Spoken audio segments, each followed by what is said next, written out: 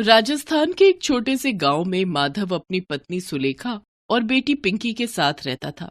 माधव एक सुतार था जो लकड़ियों से सामान बनाया करता था, लेकिन इस काम से उसे सिर्फ इतनी ही कमाई हो पाती थी कि उसका 2 वक्त की रोटी का गुजारा हो सके। बेचारा माधव दिन भर की चिलचिलाती गर्मी में जंगल से लकड़ियां काट कर लाता और फिर उनसे कुर्सी टेबल आदि बनाकर बेचता, लेकिन फिर भी उसकी मेहनत का उसको सही दाम नहीं मिल पाता था।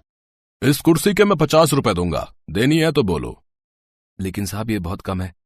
इससे ज्यादा 1 रुपया नहीं मिलेगा, बोलो बेचनी है कुर्सी। लाइए साहब 50 रुपए में ही रख लीजिए। भोला भाला माधव किसी से ज्यादा मोल भाव नहीं कर पाता और उसे जितना मिलता उसी में खुश रहता। उसे जो भी कमाई होती उसे वो घर आकर अपनी पत्नी के हाथ पर रख देता। ये लो सुलेखा, और इससे दाल चावल ले आना। बाबा ये लो पानी पियो, मटके का ठंडा ठंडा पानी। मेरी बिटिया हमेशा खुश रहे और खूब मन लगाकर पढ़ाई कर। बाबा मन लगाकर पढ़ाई तो तब करूंगी ना जब ठीक से सो पाऊंगी। रात भर गर्मी के कारण मुझे नींद नहीं आती, जिस वजह से मैं स्कूल में भी ठीक से अपनी पढ़ाई पर ध्यान नहीं दे पाती। सुनिए ना, बिटिया इतना कह रही है तो एक पंखा ला दीजिए ना इसके लिए।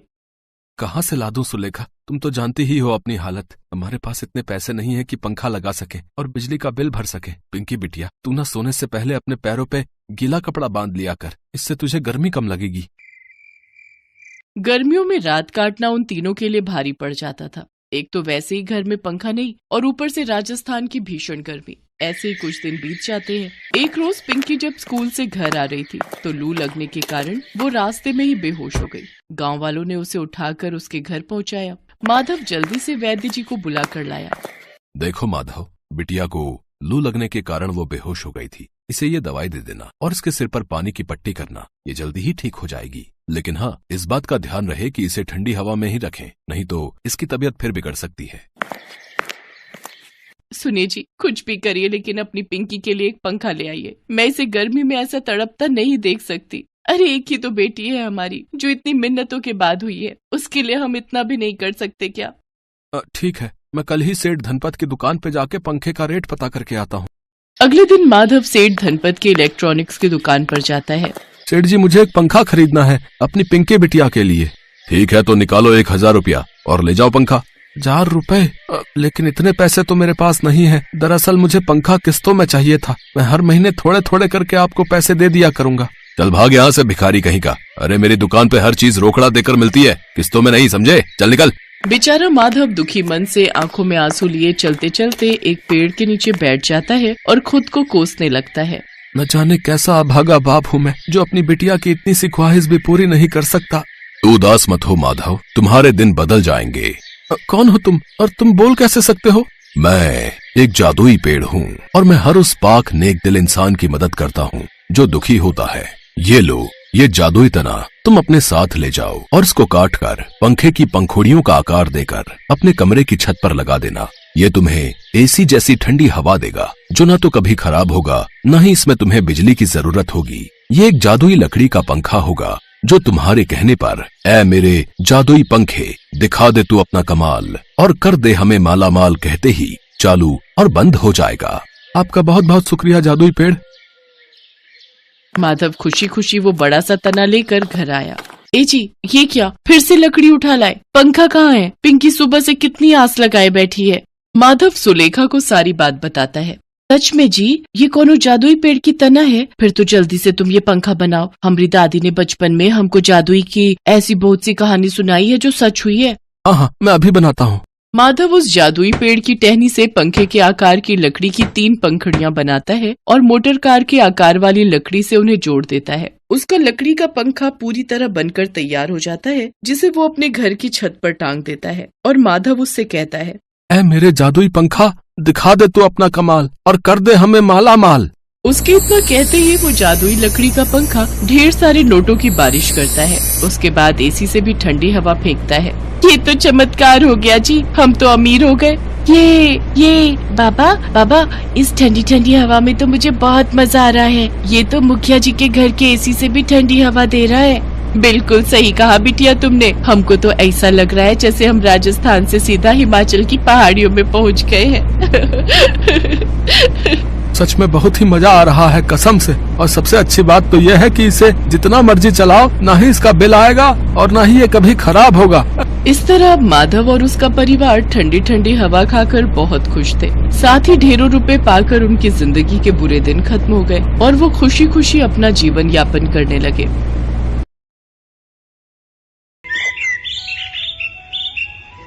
सुंदरपुर नाम के एक छोटे से गांव में सुरेश नाम का एक बांस काटने वाला अपनी पत्नी सरला के साथ रहता था। सुरेश रोजाना बांस की लकड़ी काटने के लिए जंगल में जाता था और फिर बांस बनाकर बाजार में बेचता था। सुरेश की कोई संतान नहीं थी, पर फिर भी वो दोनों पति पत्नी एक दूसरे के साथ अपना सुख दुख बांटकर खुश रह लेते थे। एक बार सुरेश जंगल में बांस की लकड़ी काट रहा था, पर जैसे ही उसने कुल्हाड़ी मारी, पेड़ के तने में उसे सोती हुई एक छोटी सी बच्ची दिखी। वो हैरान रह गया। हे ईश्वर, ये क्या? तने के अंदर ये बच्ची? ये कैसा जादू है? सुरेश ने उस बच्ची को बड़े आराम से अपनी गोद में लिया और घर जाकर सरला को सारी बात बताई। कितनी सुंदर और प्यारी बच्ची है। मुझे तो लगता है भगवान ने हमारी सुन ली और इस बच्ची को हमसे मिला दिया। ये चांदनी की तरह सुंदर है, इसलिए हम इसका नाम चांदनी रखेंगे। चांदनी के आने से सुरेश और सरला के जीवन में खुशियां आ गई। धीरे धीरे वो अमीर होते गए। उन्होंने चांदनी को एक शानदार जीवन दिया। समय के साथ चांदनी बड़ी होती गई। एक दिन सुरेश ने सरला से कहा, सरला, अब हमें अपनी बिटिया की शादी के बारे में सोचना चाहिए। चांदनी के लिए कोई अच्छा रिश्ता मिल जाए। एक बार इस बारे में चांदनी से पूछ लेते, वो क्या चाहती है, उसे कैसा लड़का पसंद आएगा। अगले दिन सुरेश ने चांदनी से उसकी शादी के बारे में पूछा। पिताजी, मैं आपके और माँ के बिना नहीं रह सकती। आप मुझे अपने से दूर क्यों भेज रहे हैं? अरे मेरी प्यारी बच्ची, हम भी तुम्हारे बिना नहीं रह सकते हैं, लेकिन अब तुम हमेशा तो हमारे पास नहीं रह सकती हो। कभी न कभी तो बेटियों का ससुराल जाना ही पड़ता है। पर हाँ, हम तुम्हें कभी भी अपनी मर्जी के खिलाफ शादी करने के लिए मजबूर नहीं करेंगे। लेकिन कम से कम तुम उन नौजवानों से मिल तो लो जो तुमसे शादी करना चाहते हैं। वो लड़के काफी ऊंचे घराने के हैं। चांदनी इस बात के लिए हाँ कह देती है। अगले दिन 5 युवक चांदनी को देखने के लिए आते हैं। वो सभी चांदनी की सुंदरता को देखते रह जाते हैं। अच्छा, तो आप 5 युवक मेरे से शादी करना चाहते हैं, पर मैं केवल उसी युवक से शादी करूंगी जो मेरी मांगों को पूरा करेगा। चांदनी ने पहले युवक को एक साधु से पत्थर का बना एक कटोरा लाने को कहा, जो चांदी से भी ज्यादा चमके। दूसरे युवक से उसने पूर्वी समुद्र के पास सबसे ऊंचे पहाड़ के शिखर पर उगने वाली एकमात्र पेड़ की शाखा लाने को कहा, जिसकी जड़ें चांदी की बनी होती हैं। तीसरे युवक को चांदनी ने एक ऐसी मणि लाने को कहा जो एक अजगर के सिर पर रखी हुई थी। आखिरी युवक को चांदनी ने एक चिड़िया लाने को कहा जिसके पेट में एक शंख है। चांदनी जानती थी कि यह सब कार्य असंभव है, लेकिन उसके लिए अपने माता पिता के साथ हमेशा रहने का ये तरीका सही भी नहीं था। सभी युवक इस कार्य में असफल रहे। कुछ दिन बाद उस देश के राजकुमार को जब चांदनी की खूबसूरती के बारे में पता चला, साथ ही ये भी कि चांदनी ने विवाह के लिए क्या शर्त रखी है, वो उससे मिलने पहुंचा। राजकुमार उसकी सुंदरता पर फिदा हो गया। उसने चांदनी से शादी करने की ठान ली थी। मुझे पता है राजकुमार, आप मेरी सारी शर्तें पूरी कर सकते हैं, परंतु अभी मैं शादी ही नहीं करना चाहती और आप मुझसे इसका कारण कभी ना पूछें। ठीक है, पर क्या हम दोस्त बन सकते हैं ना? उस दिन से राजकुमार और चांदनी दोस्त बन गए। चांदनी के माता पिता ने भी बाकी युवकों को मना कर दिया। वो अपनी बेटी को परेशान नहीं करना चाहते थे। तो उन्होंने देखा कि चांदनी खिड़की के पास बैठी थी और उसकी आंखों में आंसू थे। चांदनी बिटिया, क्या हुआ? तू उदास क्यों है? क्या हुआ मेरी बच्ची? क्या कोई बुरा सपना देखा?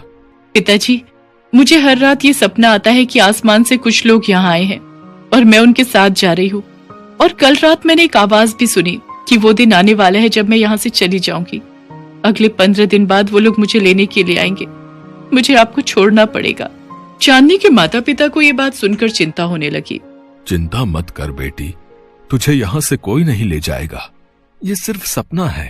उन्होंने तुरंत राजकुमार को संदेश भेजा और उनसे मदद मांगी और चांदनी के घर के बाहर 2000 सिपाहियों को खड़ा कर दिया। उसकी रक्षा करने के लिए हर कोई तैयार था। वो रात आ ही गई जब आसमान से एक सुंदर गाड़ी धरती पर उतरी जिसके आसपास परियां थी। उस गाड़ी में एक अद्भुत संगीत बज रहा था। चांदनी उस संगीत को सुनकर गाड़ी की ओर भागने लगी। चांदनी के कपड़े बदल गए। वो सफेद रंग की पोशाक में आ गई। उसके पंख चांदी के हो गए। चांदनी परी, चलिए, अब आपका जाने का समय आ गया है। हाँ नीली परी, मैं जानती हूँ तुम सबने मुझे ढूंढ लिया। जाने से पहले मैं अपने माता पिता से और राजकुमार से एक बार बात करना चाहती हूँ। माँ पिताजी, अब मुझे अपना कर्तव्य निभाना होगा। मुझे अपने लोगों के पास वापस जाना होगा। चांदनी बेटा, मैं कुछ समझा नहीं, ये सब क्या है? पिताजी, मैं धरती पर भ्रमण करने के लिए आई थी और अपनी सखियों से बिछड़ गई थी, और चलते चलते मैं इतना थक गई कि मैं आराम करने के लिए एक छोटी बच्ची के रूप में बांस के पेड़ के तने में सो गई। इसके पश्चात आप मुझे अपने साथ ले आए। जब तक मेरे लोग मुझे ढूंढ नहीं लेते तब तक मेरा जाना संभव नहीं था, और फिर यहाँ पृथ्वी पर रहकर मुझे आपका और माँ का इतना प्यार मिला कि मैं अपने लोग को ही भूल गई। चांदी बिटिया, क्या तुम अब हमें छोड़कर चली जाओगी? माँ, आप चिंता मत करो, अभी तो मुझे जाना होगा, पर आप मुझे जब भी याद करोगे मैं आपसे मिलने जरूर आऊंगी। और हाँ राजकुमार, आपसे अच्छा दोस्त मुझे कोई मिल ही नहीं सकता, इसलिए मैं और आप हमेशा दोस्त रहेंगे। सबसे मिलकर अलविदा कहकर